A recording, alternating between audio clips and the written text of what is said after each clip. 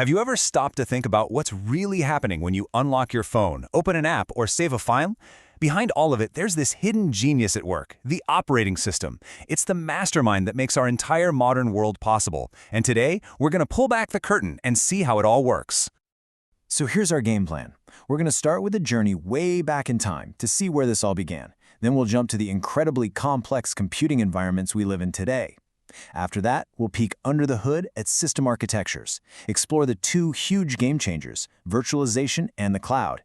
And finally, we'll tie it all together to see why this is all so important. All right, let's dive right in. To really understand that supercomputer in your pocket, we have to go back, way back to the very beginning. I mean, it seems like a crazy leap, doesn't it? From these massive room-sized machines that people had to operate by hand to the sleek, powerful devices we carry around without a second thought. The answer to how we made that incredible jump is really the story of the operating system itself. This timeline really shows you the key milestones. We started in what they called the open shop era, where people literally ran the computers themselves. Then, in the 50s, we got the first real operating systems that introduced batch processing. And from there, things just took off. We got multiprogramming, then interactive time-sharing, and finally, the personal computer revolution that put all this power right into our homes. So what did batch processing actually look like? Well, first off, the user, you, got kicked out of the computer room. You would write your program on these punched cards, hand the stack of cards to a human operator, and they would group it with other similar jobs. Then you'd leave and come back much later to get your printed results. It made the machine way more efficient, but you lost any kind of direct interaction. The next massive breakthrough was multiprogramming. See, a computer's brain, the CPU, is blazing fast, but it often has to wait for slower things like getting data from a spinning disk. Multiprogramming was designed to solve that wasted time. It's kind of like a chef who starts chopping vegetables for a salad while their soup is simmering on the stove. Instead of just waiting, the CPU switches to another job in memory, which keeps it busy and gets way more work done. Okay, so let's fast forward to today and see how those early ideas evolved into the huge variety of computing environments that we use every single day. Believe it or not, the core principles from back then are still with us, just on a much, much bigger scale. Today, an operating system's job is incredibly complex. It's not just managing one big computer in a room. It has to handle everything from our traditional PCs and laptops to the smartphones and tablets in our hands, all the way up to massive, globe-spanning distributed systems that power the entire internet. Now, in these big distributed systems, two main models really took hold. The one we see most often is client-server. The best analogy is a restaurant. You are the client. You make a request to your waiter, and the kitchen, the server, prepares your order and sends it back. The other model is peer-to-peer, or P2P. This is a lot more like a potluck dinner. Everybody brings something, and everybody can take something. Every computer is an equal peer. Okay, so let's pop the hood for a minute. The evolution of the operating system didn't happen in a vacuum. It went hand in hand with huge changes in the computer hardware itself, especially when it came to the number of processors. For a long, long time, computers had a single brain, one CPU doing one thing at a time, just really, really fast. But the true revolution was the shift to multiprocessor systems, sometimes called parallel systems.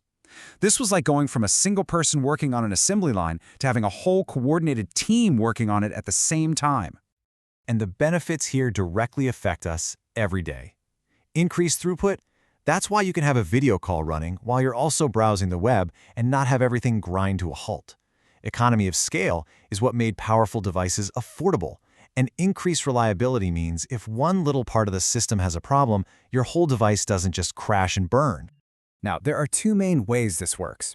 There's the asymmetric model, which is a boss-worker relationship where one processor doles out all the tasks, but what's far more common today, and what's in your phone and laptop right now, is symmetric multiprocessing, or SMP.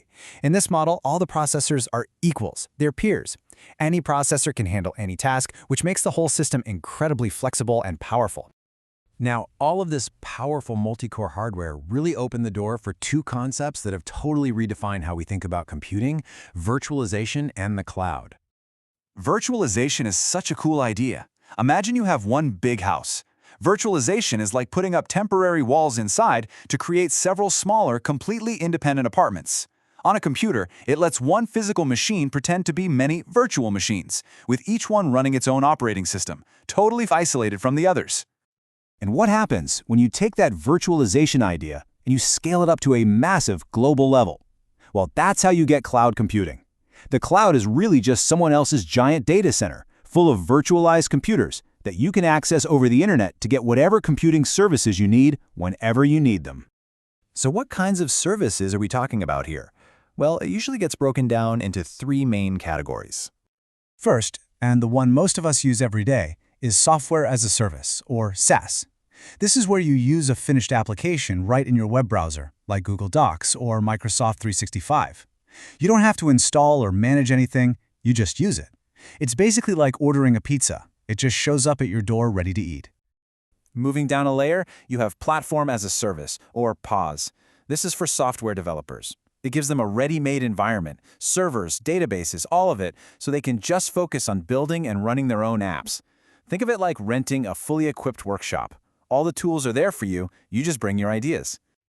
And finally, at the very foundation, you have Infrastructure as a Service, or IaaS. This is where you're basically renting the fundamental building blocks, the virtual servers, the storage space, the networking. This is like leasing a plot of land and getting a truckload of raw materials. You have complete control to build whatever you want from the ground up. Okay, so we have covered a ton of ground here, from punched cards to the cloud. So let's bring it all home. Why does any of this actually matter? What's the real takeaway from this incredible story? I think this quote just nails it. The very first operating systems were all about one thing: making this super expensive hardware run as efficiently as possible. It was all about the machine. But as hardware got cheaper and more powerful, the focus of the OS made a complete 180-degree turn to us, the user. Its job description today is just massive. Every single tap on your phone, every file you save to the cloud, every seamless video call you make, it is all being orchestrated behind the scenes by this invisible, incredibly complex engine. The operating system has evolved from a simple scheduler into the very foundation of our digital lives. And that leaves us with a really fascinating question to think about. What's next? What's the next frontier? Will future operating systems have AI